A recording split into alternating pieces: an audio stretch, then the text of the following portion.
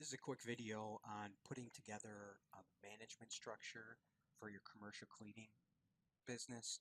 Now this is mainly going to be geared towards commercial cleaning, but I do have an example for a specialty structure for people who are just focused on commercial carpet, commercial tile, those types of services where you don't have as many employees. But the beginning is we're going to focus on a commercial cleaning business, a janitorial business, a larger organization. Most commercial operations are going to have 10 employees, 20 employees, and of course, over time, maybe even grow to 50 and hundreds of employees. So, to as we start growing, this is what we want to avoid, because this is what we know for sure does not work. I personally have experienced this, and I think anybody who has struggled in the cleaning business, they can recognize this. They are familiar with this. This will end in failure eventually, and what the point is you're the owner and you have to make the money decisions. You have to get the equipment fixed, sometimes even deliver the equipment. You have to check on the equipment, provide maintenance. Then each individual employee comes to you for each problem or each question or each even just questions that come up about pay raises and employee reviews. All that little stuff starts to add up. And of course, your customers are coming to you too.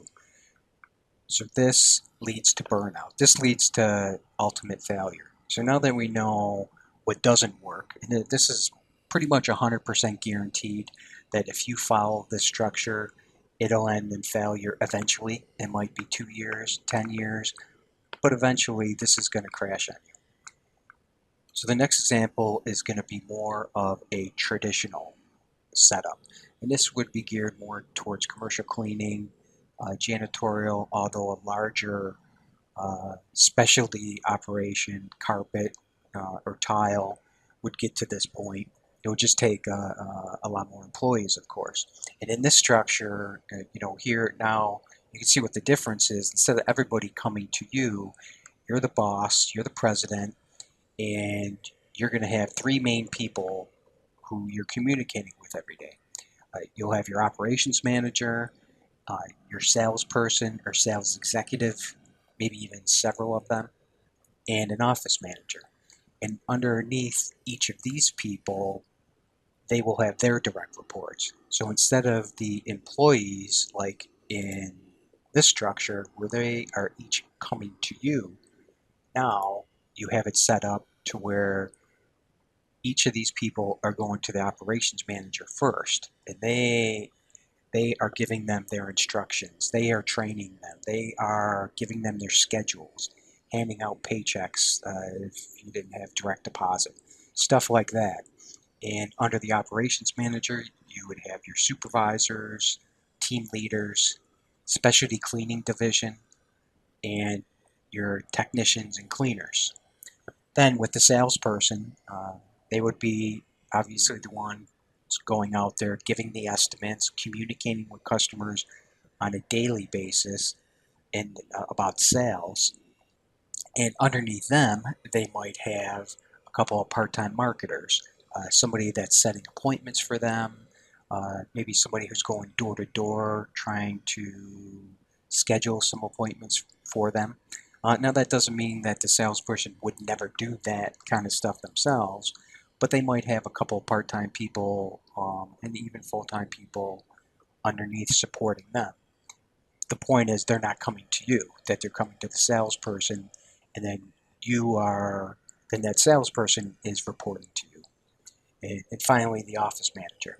Now, not everybody sets it up like this. Some people will take this bookkeeper financial position and they'll put them up in here. And some presidents and owners just want to deal with the finance directly, and they don't want to put them underneath anybody else. They want to keep that all private, and that's fine. This is just an example. With a larger operation, you would have to then start to add assistants underneath the office manager. People to hold interviews, people to fact check resumes, stuff like that. They a lot of times those are people that you can hire part-time assistants to do tasks like that, and they would fall under the office manager. Now this isn't the only structure. This is just an example, someplace to get started. And you can see this kind of a structure is a whole lot better than this, because this is chaos.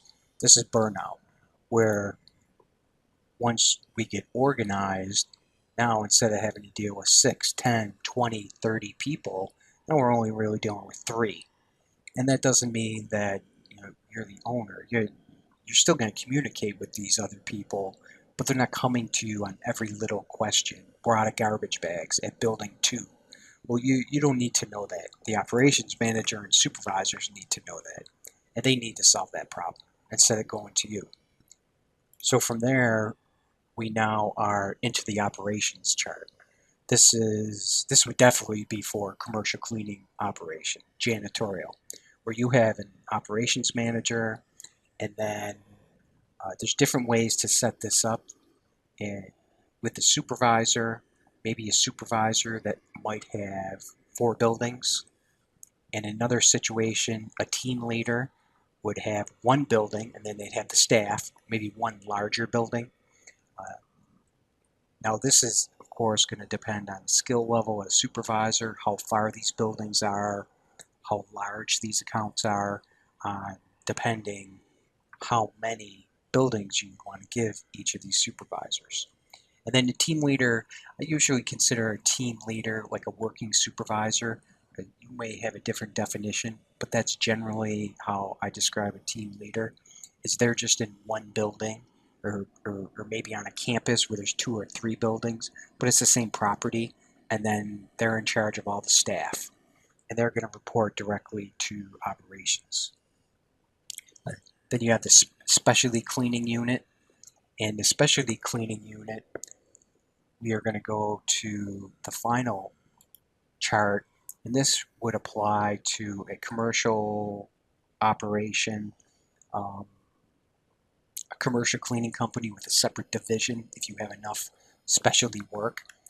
And the point here is, instead of having each of these techs reporting directly to you, like in the first one, this can lead, even for a commercial carpet operation or tile. This is often how people start off, and it's great to start off this way, but we know it's going to fail at some point because it's just going to become too much work. So what we want to do is, over the long term, we want to build in an operations manager or a supervisor of some kind, so that each of these teams, regardless if it's just a 1-person team or a larger team with, for say, VCT or large buildings, you may have 3, 4, 5, 6 techs, all that fall under the team leader, but they're all in their separate groups, and they have their instructions on what accounts and what tasks they're to provide on a nightly basis or a shift by shift basis, and then they report to the operations manager. So instead of having this situation where they're all coming to you, and then also you got to fix the trucks, also you have to invoice. Instead, on a day-to-day basis, your operations manager is taking care of this. And this is usually one of the first things to put in. The first structure, just simply from the volume of people. Generally, with a cleaning business, the operations or the admin side of it is relatively small. 1, 2, maybe even 3 people. So you can be more involved in that in the beginning. But on the operations side, for commercial cleaning, you're talking about lots of people, dozens of people in some cases. And even for a specialty operation, you can easily get to 6, 10 people with casuals and part-timers. And that's when we can run into a lot of problems. So this is just a couple of quick examples of different charts and different management structures you can think about. while you're structuring your business.